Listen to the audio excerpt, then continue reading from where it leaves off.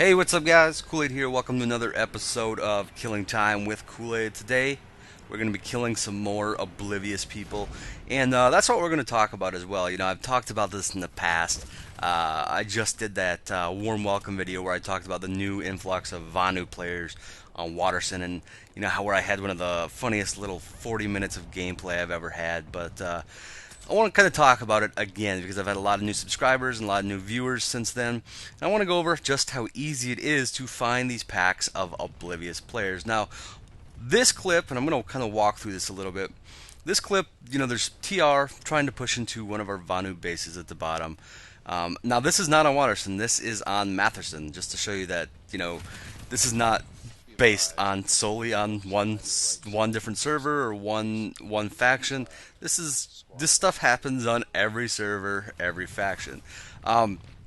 So basically, I potted into the side, knowing that there was going to be people up in these mountains to kill. There always is. Typically, there's always a lot of snipers up here. Didn't find as many as I actually thought I would, which is a little disappointing, and you know, ended up having to run around a lot, not doing as much killing as I would have liked to have done.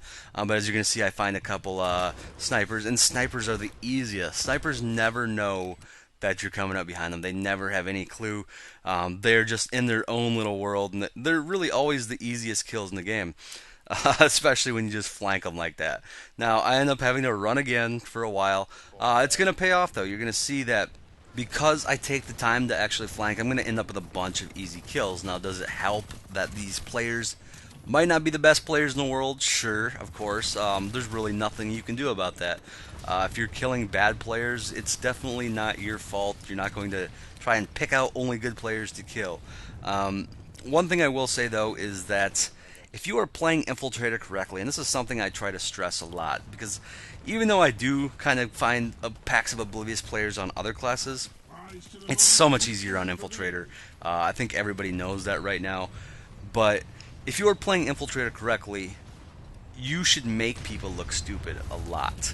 That's just how it's going to be. Now, since they did change how cloaking looks on low settings, I guess they made it near invisible. I have not actually checked that out. I really haven't noticed too much of a difference, to be honest with you guys. I used to do these same type of videos as Infiltrator during the course of every different game update, not just the last one. You guys have seen plenty of this stuff from me since the beginning of the game, you know, since at least since SMGs came out, I should say. But if that's the case, if it's really 100% invisible, which I have a hard time believing it is, you know, that's really not right. And Sony's gone back and forth, changing the how the Infiltrator cloak looks on low settings. I cannot believe they haven't actually, you know, got a way to make it look the same on all settings. It's something that really needs to be done. There must be something that I mean, I don't know. I'm not a game developer. I don't know anything about this sort of thing, but it's hard to believe that they can't make the cloak look the same on all settings. I don't know. Really, though, I think it's something that needs to be done. It's something that should have been done a long time ago. The one thing I will say is that no matter what settings you're playing on, when it comes to situations like this, I'm uncloaked half the time. You know, I'm shooting people half the time. That, and I don't believe that not one of these guys, or not at least a few of these guys, are playing on, you know, medium or high settings. It's just, it would be a little bit too hard to believe that that all these guys would be playing on low. Also, another thing that happens in those giant packs of enemies when you're running around like that, a lot of the times they won't want to shoot because they'll be afraid to hit their teammates. I'll tell you right now, if you're on the flip side of that and you see an enemy infiltrator running around in a pack of your teammates just knifing and shooting everybody without taking any damage, just feel free to blast your own teammates if that's what it takes. Honestly, I've spawned at a Sunder before and had enemy infiltrators, you know, within a group of my teammates, just taking people out at ease. And I have shot into my own teammates just to get rid of that enemy infiltrator. Trust me, it's better to just kill one or two of your own teammates if you get that infiltrator dead than let that infiltrator go around and kill 15 of your guys or something like that. So this next clip is going to kind of help me address one of the reasons why I could stay alive in that room full of Vanu, you know, in the warm welcome video, and that's basically just the cloak and crouch. As you can see right here, now these guys might be playing on low settings. I have no idea. I truly have no idea. But if you are cloaked and crouched, it is damn near impossible for anybody to see you, no matter what settings they are playing on. That's the only reason I really included this video. I was actually laughing the entire time that that little segment took place. But that's true, and I'll talk more about that when I start doing the advanced infiltration videos. But cloaking and crouching is a great way to just remain completely hidden from people. And to be honest, to make people look incredibly silly at times. These last two clips are just actually back to back. Me running into a giant group of TR on Matherson again, and pretty much not having any plan whatsoever, trying to get behind that Sunday or under that Sunday, panicking, throwing an EMP. But anyway, it's two clips in a row doing the exact same thing, just to show you that these guys were not really paying attention the first time, not really paying attention the second time. Weren't great kill streaks or anything by me. I'm not trying to show that off or anything like that. But main point of doing this video is just because this is probably the main question I get asked all the time. I see it get asked in pretty much every YouTuber that does infiltrator videos, even guys that don't do infiltrator videos, get asked the same question. And where do you find all these Oblivious players? I just want you guys to know that it is not based on any one server. It has nothing to do with server. European, American, it does not matter. It does not matter what faction you are. Yes, I will say having the new influx of Vanu on Waterson did help. But as you can see, I mean, a lot of my Vanu clips on Matherson against TR are the same thing. I've had plenty of clips against TR on Waterson. It does not matter. I played on multiple servers. What does matter is that this is a free-to-play game, meaning there's going to be a lot of new players, a lot of players just trying out the game just because it's free.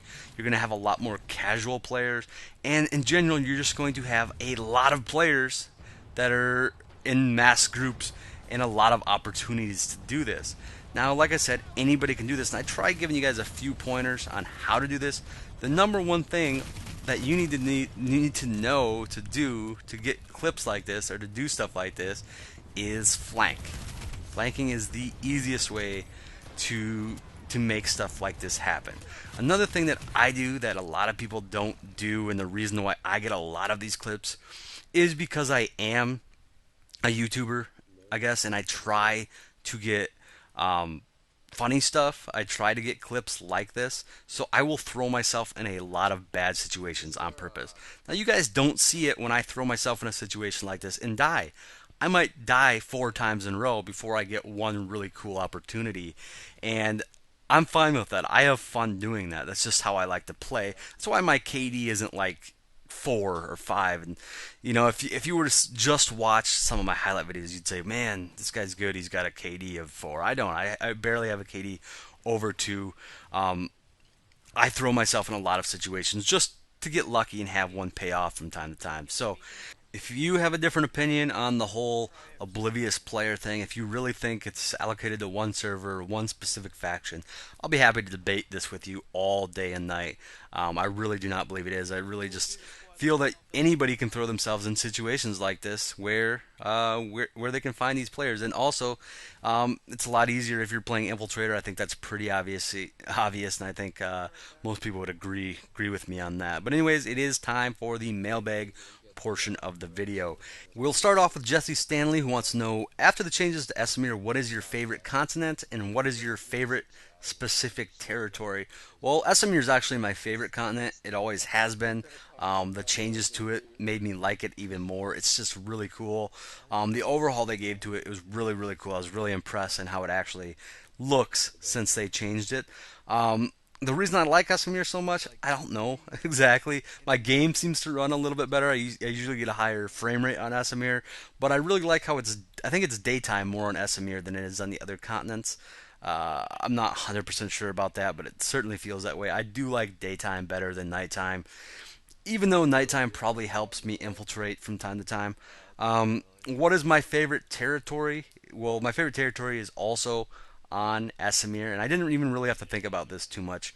But my favorite territory is, I think, Frere Amp. It's like a huge amp station.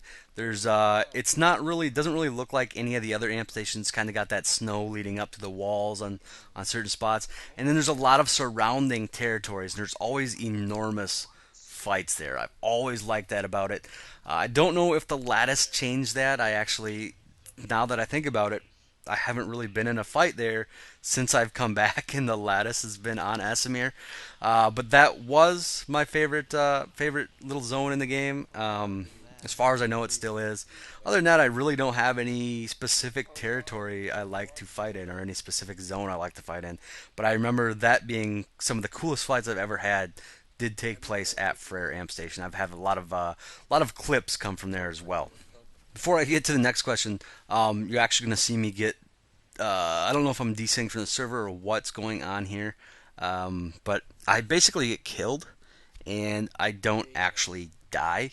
If that makes any sense, I'm kind of in afterlife mode. Um, Vanu players can still see me. I can still shoot at them. I don't do any damage, and they don't do anything to me. See, this guy actually kills me right here, and he can still see me. He's trying to run from me, but yeah, eventually I do just die. I tried taking a med kit, but nothing happens. And I've never actually had this glitch before. It was pretty funny, actually. But, anyways, for the next question, Casper, I'm not going to try to pronounce your last name, wants to know what I think of Player Studio and things created so far. Honestly, I have not played with Player Studio at all. We've had outfit members actually make some pretty badass designs for our logo, but I have not actually played with it. I think the idea is awesome. I've seen some of the things designed, like the bacon camo, which was absolutely amazing. So I really like the idea of having it. I really think it's cool. I think it's something that you know is why PC games and games like this are so much fun. Just stuff like that that adds to this. So yeah, I absolutely think it's cool. I think it's a great idea. I'm looking forward to seeing more and more things created by the Player Studio. So if you have any really funny things for me to see, please send me links. I'd love to check them out. Next, Axney says he's a VS player on Waterson. This is actually, he put this in the warm welcome video, and this is what he was referring to. He said it's very obvious there's a lot of new VS players, and it's pretty frustrating. He said, but he wants to know if there's any VS outfits or players that stick out as a tough enemy. Honestly, I rarely pay attention to actually who's killing me or what outfit they're coming from. I will say that VDRS I know had quite a few good players, um, and that's really the only one that I can think of. I know they used to kill me. We've had some battles with them, some good battles with them quite a bit. And I actually talked to a few players from VDRS pretty regularly. So they do stick out to me a little bit. But other than that, for VS, I really just don't pay attention. I know on Waterson we have Nuck for TR, who is probably the best outfit in as far as skill wise, the best outfit in Planetside, all of Planetside, not just Waterson is at least as far as I know. And like I said, they are TR and they are really amazing players. But for the most part, I don't pay attention to who's actually killing me or what outfit they come from. And then for the last question, John Waterfall wants to know how my real life is going. If you remember a while back, I had some real life issues going on. It was stopping me from making a lot of videos. Just without going into detail, I want you all to know that it worked out really well for me. Things are going really, really good. A lot of people were, sending me wishes, good wishes in game, and telling me good luck and things like that. I really do appreciate that, guys. I just want to tell you guys thanks. Yeah, I really do appreciate it. It was very nice of you guys. So, yes, things are going well. Thanks for the question. Thanks for asking.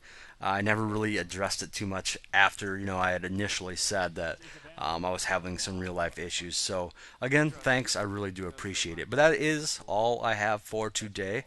Make sure you guys are asking more questions. There wasn't many questions to answer from the last episode of Killing Time with Koolaid. So, Make sure you leave questions. Let me know if you have any advice on the series. Let me know if you want to see anything else.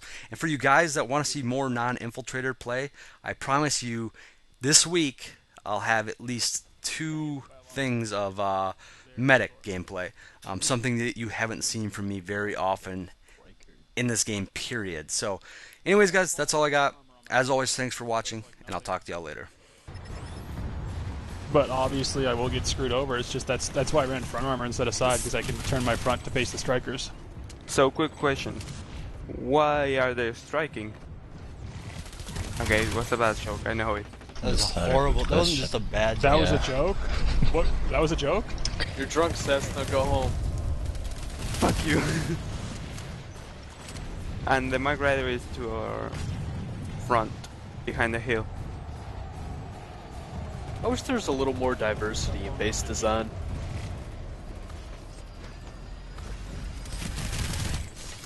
Ah, I just killed a scythe. This AP gun is really accurate. We don't have the tech plant.